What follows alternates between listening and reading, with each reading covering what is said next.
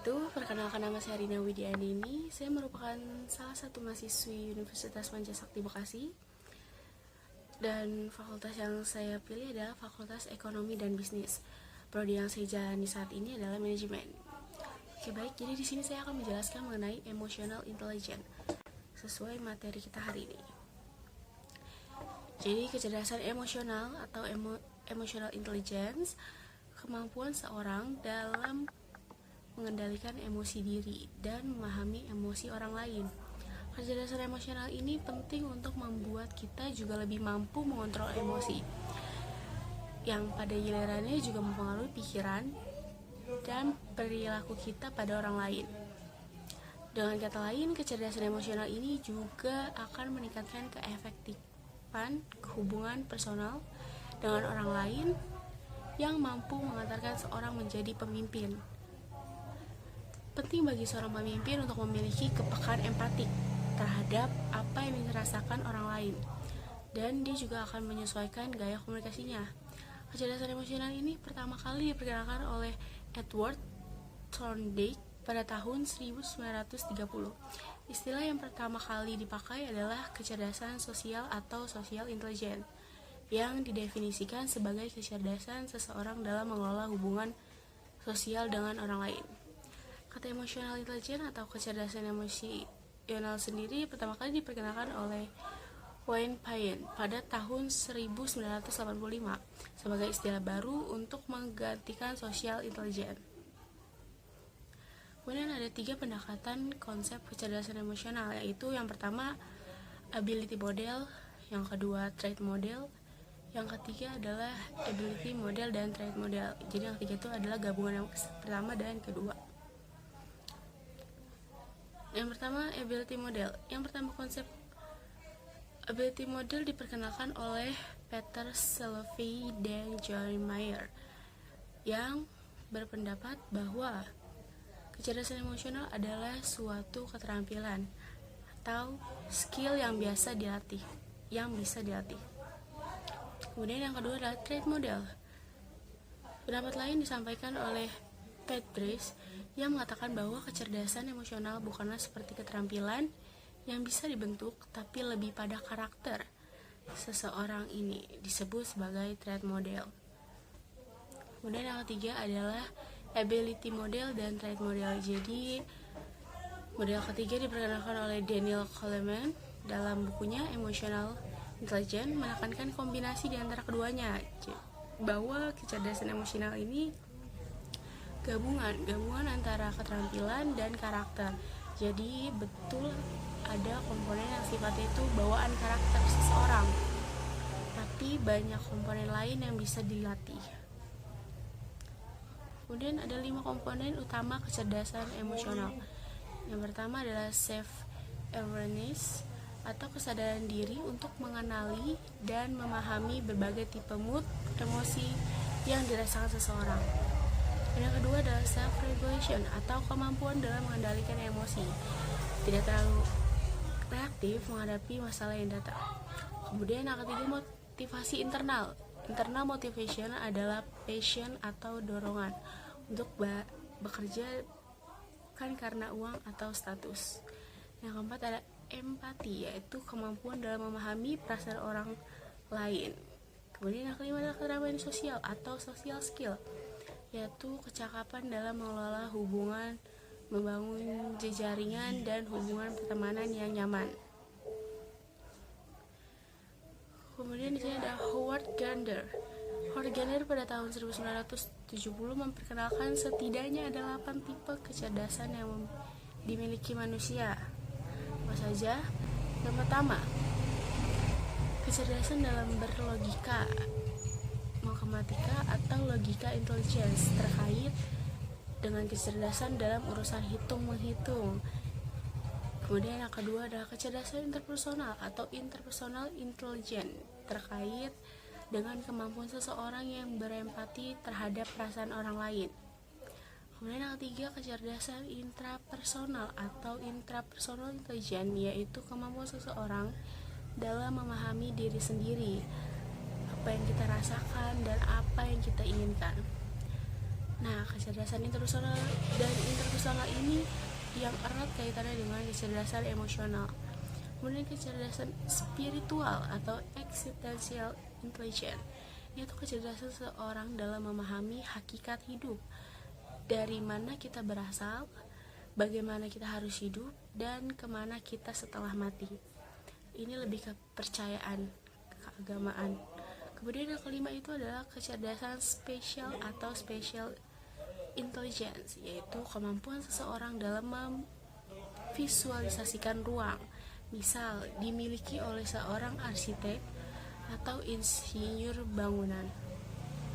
Kemudian yang keenam yaitu kecerdasan hayati atau naturalist intelligence, yaitu kemampuan seseorang dalam memahami metabolisme dan organisme makhluk hidup, juga lingkungan sekitar. Misal yang dimiliki dokter atau ahli biologi. Kecerdasan musikal atau musical intelligence terkait kecerdasan untuk memahami pola nada, irama, termasuk pitching dan pancing suara. Tentu saja kecerdasan ini harus dimiliki oleh musisi atau penyanyi. Yang ketujuh adalah kecerdasan verbal atau linguistic intelligence, kemampuan seseorang dalam mengekspresikan diri dengan kata-kata, penggunaan bahasa, atau kemampuan berbicara.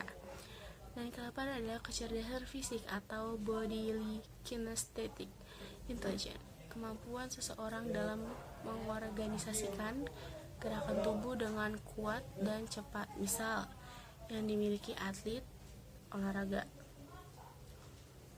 Kemudian kecerdasan emosional. Kecerdasan emosi dapat menempatkan emosi seseorang pada porsi yang tepat, memilah kepuasan dan mengatur suasana hati. Koordinasi suasana hati ini adalah inti dari hubungan sosial yang baik. Emosi dianggap dijelaskan sebagai motus anima, yang artinya jiwa yang menggerakkan kita. Emosi bukan sesuatu yang bersifat positif atau negatif, tetapi emosi berlaku sebagai sumber energi, autentisitas, dan semangat manusia yang paling kuat. Emosi pada dasarnya adalah dorongan untuk bertindak. Oleh karena itu, emosi merujuk pada suatu perasaan atau pikiran khasnya, suatu keadaan biologis, psikologis, dan serangkaian kecenderungan untuk bertindak. Perasaan itu termasuk gejala jiwa yang dimiliki oleh setiap orang, hanya corak dan tingkah lakunya yang berbeda. Perasaan yang lebih erat hubungannya dengan pribadi seseorang. Oleh sebab itu, tanggapan perasaan antara satu orang dengan orang lainnya terhadap hal yang sama pastilah berbeda. Kemudian, golongan utama emosi dan beberapa anggota kelompoknya sebagai berikut. Yang pertama itu ada amarah. Amarah itu seperti beringas, mengamuk, marah besar, jengkel, kesal hati. Kemudian kalau sedih itu kesedihan. Yang kedua kesedihan. Jadi dia merasa pedih, sedih, muram, suram, putus asa, depresi berat. Kemudian rasa takut itu contohnya seperti cemas, takut, gugup, khawatir, was-was, perasaan takut sekali, waspada, sedih, tidak tenang, ngeri. Kemudian yang ketiga kenikmatan. Jadi kenikmatan itu seperti bahagia, gembira, puas, riang, senang, terhibur, bangga, takjub, dan rasa terpesona. Kemudian yang kelima adalah cinta. Penerimaan atau persahabatan, kepercayaan, kebaikan hati, rasa dekat, bakti, hormat, kasmaran, kasih. Kemudian yang keenam adalah terkejut atau tersiap atau terkejut. Kemudian yang ketujuh adalah jengkel atau hina, jijik, muak, benci, dan tidak suka. Dan yang kedelapan malu itu adalah rasa salah, malu hati, kesal, sesal, dan hati hancur lebur.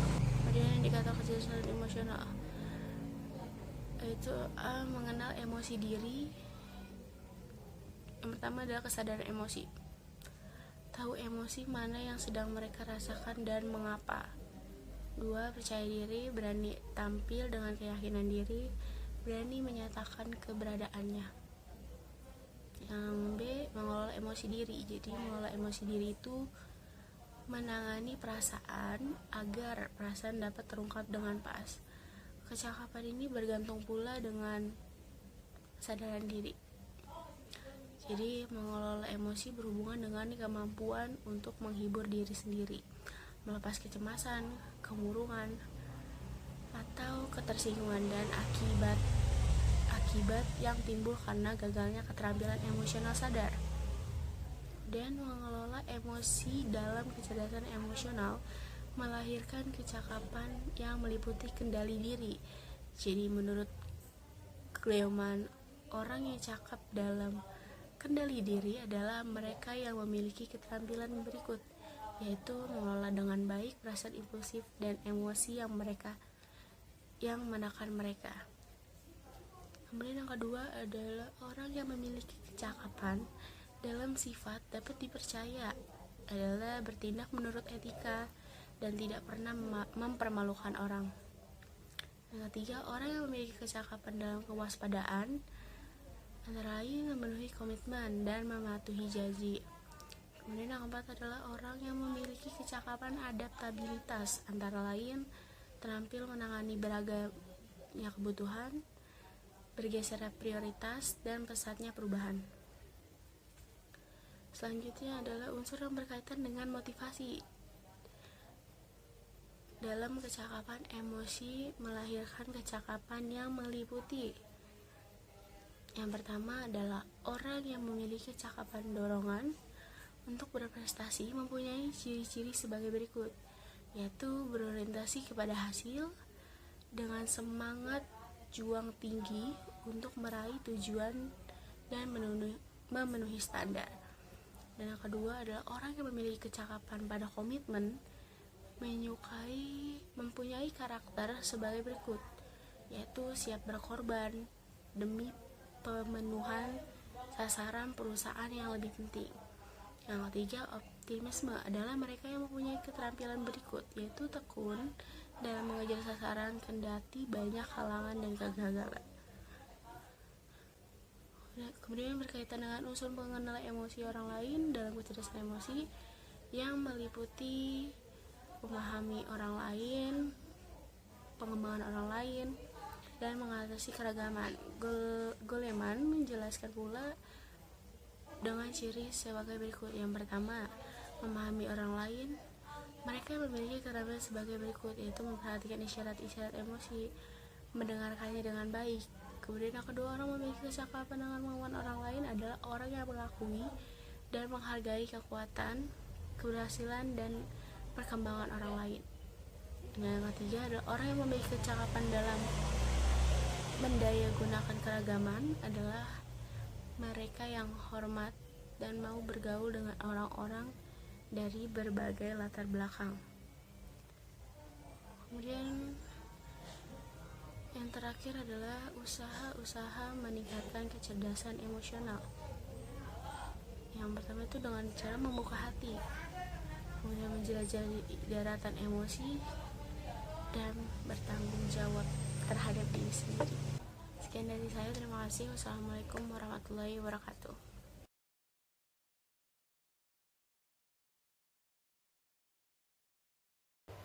Jangan lupa like, comment, and share ke teman-teman kalian.